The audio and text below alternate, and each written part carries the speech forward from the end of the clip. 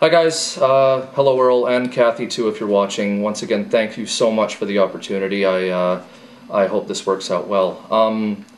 Been thinking a lot about what I wanted to do for this. You guys basically said anything, which for me is a problem because I'm interested in so many things. First thing that popped into mind, of course, was music. I'm tremendously interested in music, world music of any sort, especially folk music, singing and that sort of thing. So the first thing I thought of was to maybe bring this camera along to one of my singing circles.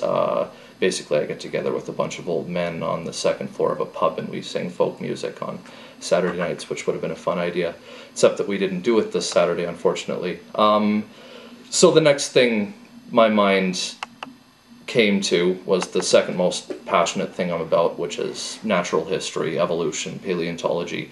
Might sound like I'm just trying to please you guys with that, but it's absolutely true. So I thought maybe I'll keep it a little bit simple. I'll add a few images, as you'll hopefully see, with kind of show off my multimedia skills a little bit, but overall I think I'm just going to keep this simple. This is a essay I wrote last year for a paleobiology class. The prof was quite pleased with it, as was I. I'm quite proud of it as well, so I thought maybe I'll just read off a little excerpt for you. This is about punctuational equilibrium. If you're not sure what that is, it's basically the idea that species stay the same for long periods of time and then evolve in jumps called saltations. And that's been the mainstay of how things have evolved and gotten the way they were nowadays. So I'll just read off the conclusion, actually.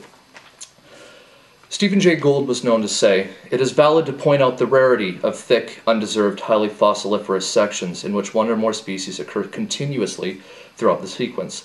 Nevertheless, if species evolved according to the tenets of phyletic gradualism, then no matter how discontinuous a species occurrence is in thick section, there should be a shift in one or more variables from sample to sample in the section."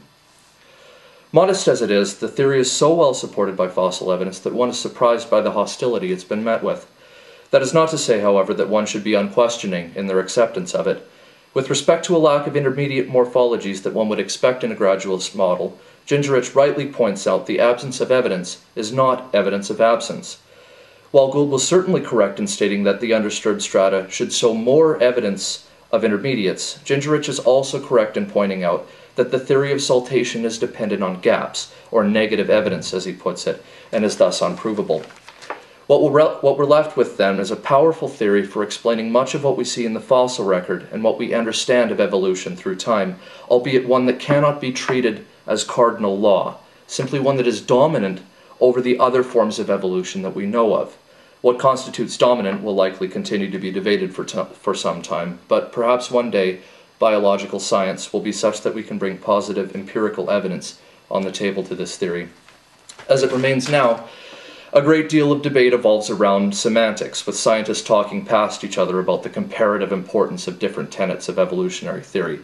Even without positive evidence or a clear statement of purpose, though, the power of punctuated equilibrium is undeniable.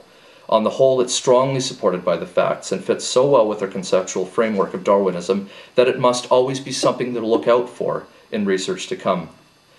As Stephen Jay Gould would rightly point out, this whole concept leaves us with an interesting afterthought. If we assume it to be true that saltation and catastrophism do indeed dominate the evolutionary process that gives us life, the life that we see today, what can be said for survival of the fittest? The Burgess Shale fauna had so many members of apparently equal anatomic promise, who flourished and radiated not through success, but, it's beginning to look like, through opportunism in an open, empty barrel. Likewise, it seems that the disappearance of those who did not live on, more than 15 arguably equally viable arthropod designs out of 20, occurred not due to being bumped out by the better adapted competition, but through decimation by extinction events that characterized the end of their era. Take Anomalocaris, for example, the largest and most effective predator amongst the fauna at the time. What paleontologist with no knowledge of what was about to come would have guessed that it would not survive? The sleek and successful Morella would likely be another obvious candidate for survival. What was it about Sancticaris that ensured it would eventually give way to modern chelicerates, or Aishea to beget the Uniramians? One can point out their advantages as reasons for why they came out on top, but this is disingenuous. We could have easily pointed out the reasons for the survival of Morella or Anomalocaris, if it had been them who survived on.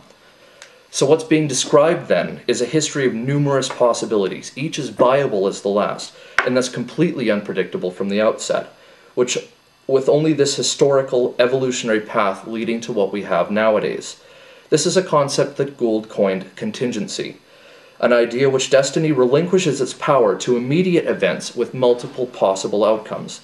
This brings us to the final complaint mentioned in the previous section.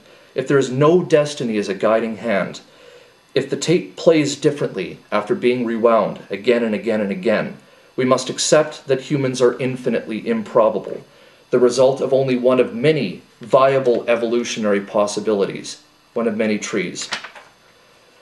In the introductory chapter, Charles Walcott was mentioned as being of the view that humanity was an inevitable, and be it through religion or otherwise, would agree that our presence is cosmically necessary. As usual, Gould states it beautifully. With contingency, we're drawn in. We become involved. We share the pain of triumph and tragedy. When we realize that the actual outcome did not have to be, that any alteration in any step along the way would have unleashed a cascade down a completely different channel, we grasp the causal power of individual events. We can argue, lament, and exult over each detail, because each holds the power of transformation. Perhaps this is the final reason why the theory of saltation and catastrophism has enjoyed so much popularity as of late, not only because it's scientifically viable, as this paper has hopefully shown, but in it there is a great sense of awe and beauty.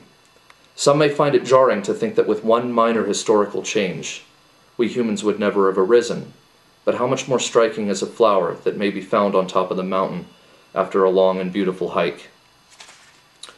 Thanks a lot for listening, guys, and I hope to maybe see you this summer. Bye.